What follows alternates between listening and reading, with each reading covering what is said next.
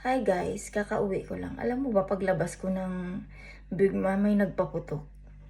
Basta sa harap lang ng Bigma. Dun sa mga bahay-bahay, dun sa harap ng Bigma. Oh my God, sa isip-isip ko lang, oh my God. Yung nangyari doon nung nagtutor kami ni Tuyin, may nagpaputok din doon ng siguro mga 4 times or 5 times. Nangyari dito, isang putok. Sa isip-isip ko lang, gusto ba talaga akong barilin ito na parang ibon? Ang alam ko kasi ang baril dito sa Denmark ay pinagbabawal ng pulis na may baril sa bahay nila. Pero yung hindi ko maintindihan guys, sa pamamagitan ng putok, pinapasindak nila ako. Diyos ko, ang liit-liit na ng sahod ko. Kumpara sa iba na nagsasahod ng 15,000, 18,000, yung sahod ko guys is 1,000 only. Maybe this coming month is 1,500 or 1,800. Sinisindak pa nila ako, tapos yung ilaw pinatay nila. Pinatay nila ang ilaw sa opisina. 'Di ba?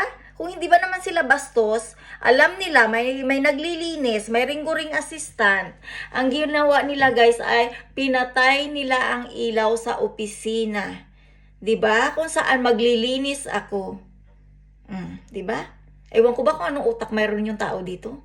Sa totoo lang yung trabaho ko, yan yung paglilinis guys. Pag nag-apply kayo ng ring assistant or cleaning assistant sa Denmark, the most important is you know how to speak Danish. Yes. Second is, you need to take course. O diba? Sa Pilipinas, linis is linis. Chimiaa is chimiaa. Pero dito guys, oh my gosh. Lahat ng hirap naranasan ko sa countering ito. Paulit-ulit. Ultimo yung trabaho mo, ini-stress ka pa ng mga punyetang putang inang mga Pilipina. Gamit ang earphones na to na nilagay nung natutulog ako. Diyan sa kwarto na yan, sa bahay na yan. Alam ko guys, mayroong nilagay sa tenga ko.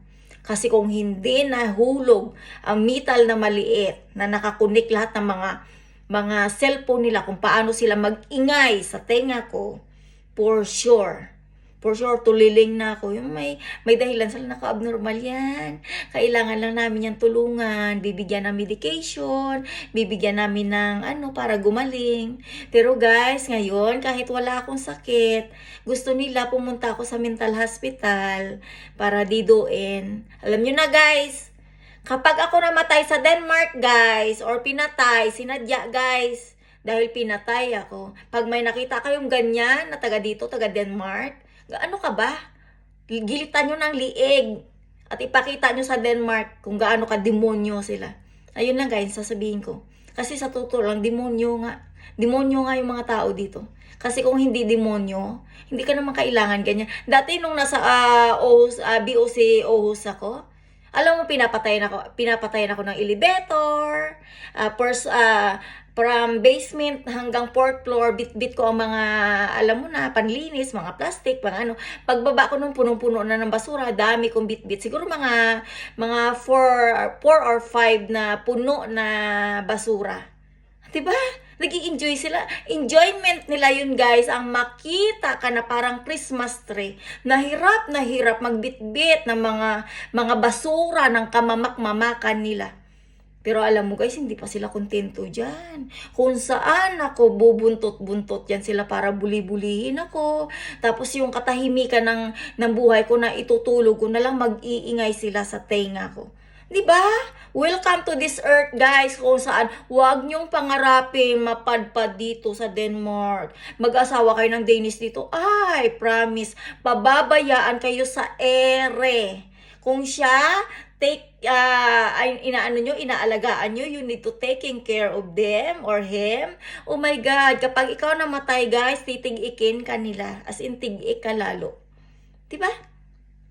Di easy, no? Sa Pilipinas, kapag mahal mo ang asawa mo, aalagaan mo. Dahil ganun ka-caring ang mga Pilipino. Kapag may asawa ka, kailangan mo siyang alagaan. Alam mo yung sakripisyo ko diyan kung paano ko alagaan bilang isang asawa? Kabaliktaran ang ginagawa sa akin ng mga tao. Lahat ng stress at sakit ng ulo natanggap ko sa kanila. Kaya parang alam mo, pakiramdam ko, parang prinsipe ang napangasawa ko. Prinsipe sa kamamak-mamakan. Yun guys. Akala mo prinsipe, no? Na lahat ng kilos mo binabantayan nila, na kailangan kang kamerahin, at kung sino yung gustong magpalala sa'yo sa internet, ipapalala, at kung sino yung gustong tumawag sa'yo sa messenger para maglulula. Alam mo, black sila sa akin, guys. Ayun. 'Di ba kung gaano kabastos sa mga tao dito? May mga Pilipino din na ganun eh. Alam mo, sarap gilitan ng bayag. Promise. Kung nasa personal lang, gaganon-ganonin ako, babastos-bastusin ako, guys, na hindi ko nararanasan ng lumaki ako. Promise, ang sarap gilitan ng betlog na nabitay-bitay para magkaroon ng respeto. Kasi nga, pisting yawa nga. Yun lang, guys. Bye.